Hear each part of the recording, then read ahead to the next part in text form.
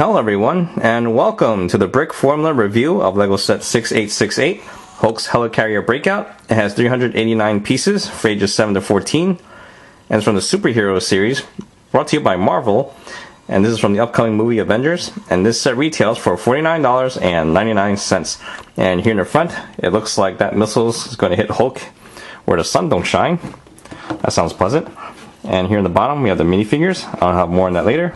And here in the back, we see a lot of the play features, and it looks like Hulk is about to break Hawkeye's leg for hitting him in the you-know-what.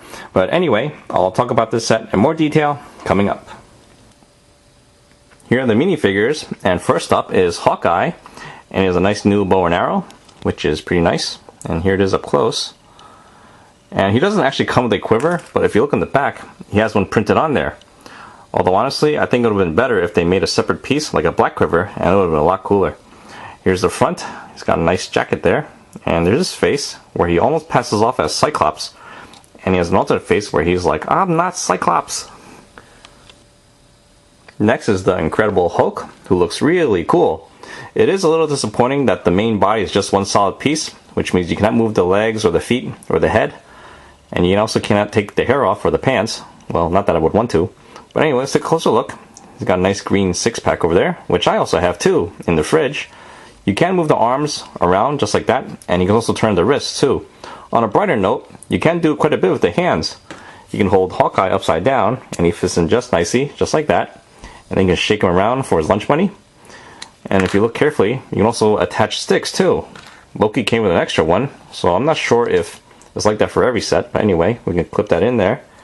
And there we go, that looks like a pretty nice toothpick, or even better, a nice back scratcher too. Oh yeah, that looks like it hits the spot. And up next is Loki, and here's up close. Nice outfit. And there's his face, where he's not too happy about the Hulk taking his staff as a back scratcher, but what can you do? He's a lot bigger, and he can beat you up anytime and anywhere. There's the back, where there's no back printing, and he has no alternate face. Nice helmet, by the way. There it is up close. It kind of makes me want to hang him up on a Christmas tree. Considering that we got Loki in all three Avengers sets, I kind of wish that they gave him a hairpiece, just so he's a little bit more unique here and there. And finally, we have Thor, and he looks pretty good. Although honestly, I was never fond of those circles right there on his chest. They look kind of strange. But don't tell him I said that, because as you can see, he doesn't seem like he can take a joke today. And there's the back. We have some printing. And he has an alternate face, and that's what he looks like once you tell him that his uniform looks a little weird. And he comes armed with Mjolnir, which looks pretty plain, but I guess it's better than nothing. Now to check out this really cool looking jet. I mean, this thing looks really good. It's got a nice size and weight to it, and it's got a lot of features, and I'll cover them as we go along. Here's a view from the side, and there's the bottom. There's no landing gear, but it's okay given the size of this. And if you look right below the wings, we have 4 flick fire missiles, which is pretty hard to flick, but you can just push them and it'll do just fine. And here's the view from the back, and you can move the tail fans like this if you like. And here's the view of the top, and now to check out the canopy, we can open that up, and inside we have a joystick, and you can throw in Hawkeye in there and have him sitting at the last 4 studs, or the 4 studs in the middle. It really doesn't matter because he fits in just fine either way. And there we go. And once things go wrong, you can have them eject by pushing this yellow tab right there, and that'll pop off the canopy, which is pretty cool. And it's pretty easy to slide it back on. Just attach it like that, and there we go.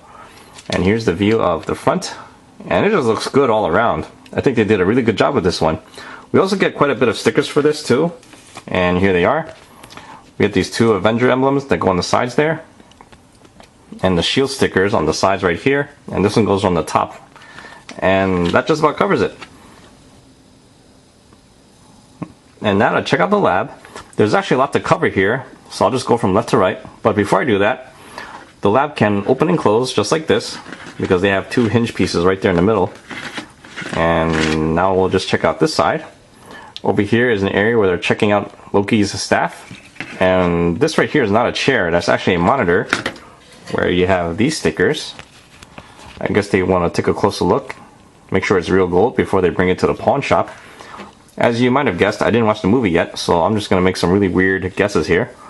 And moving forward, we have some more screens up there and more stickers, which are these two, which I have no idea what they're of.